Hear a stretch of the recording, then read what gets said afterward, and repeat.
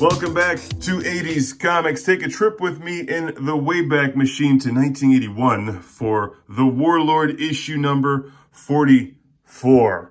An amazing series. Though this is not one of the strongest installments in the Warlord run of comics, it feels a lot like Conan the Barbarian, this particular issue. And I'll show you why. That's not to say it's a bad issue, just not the Warlord in his prime.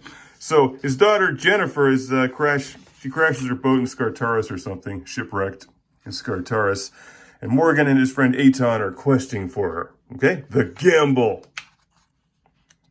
This is basically how every single Conan comic book from the 70s opens up. By the way, Conan's about to enter a town filled with murderous thugs. Well, in this issue, Travis Morgan enters a town filled with murderous thugs because he needs to replace his magic sword that he threw away in the first issue, one of the previous issues, because it was killing him from within.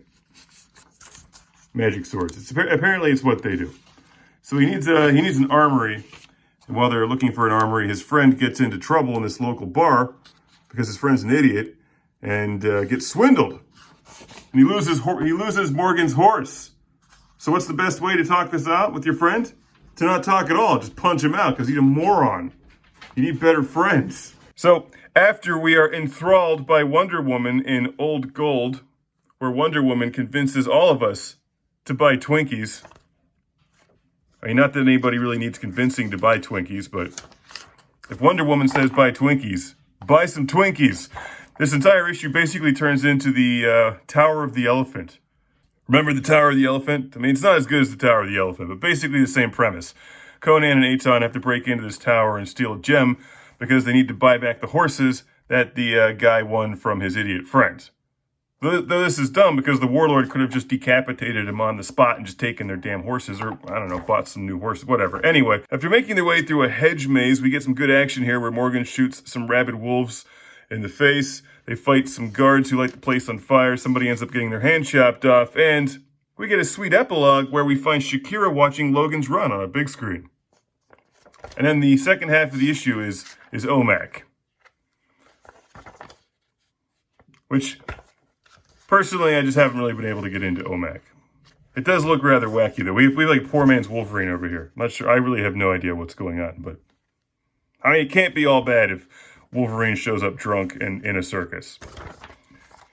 The Warlord, issue 44, feels a lot like a Conan the Barbarian, and not really in the best way, because it just doesn't... It's not the Warlord at its finest, though still the Warlord, which makes it better than a lot of other things that aren't the Warlord. And the cover is definitely interesting. So, if you're looking for action, if you're looking for adventure, if you like Conan and you're looking for a fun series that's kind of like that, but also with more of a sci-fi edge, really nice artwork and likable characters, check out The Warlord, issue 44 from April of 1981.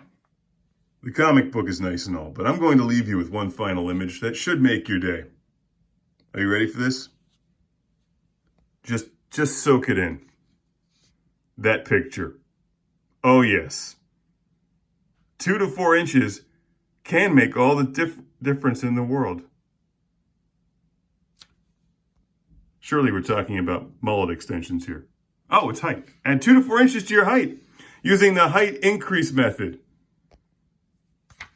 As part of the height increase method, adding that sweet mustache. Oh my God, I love this picture.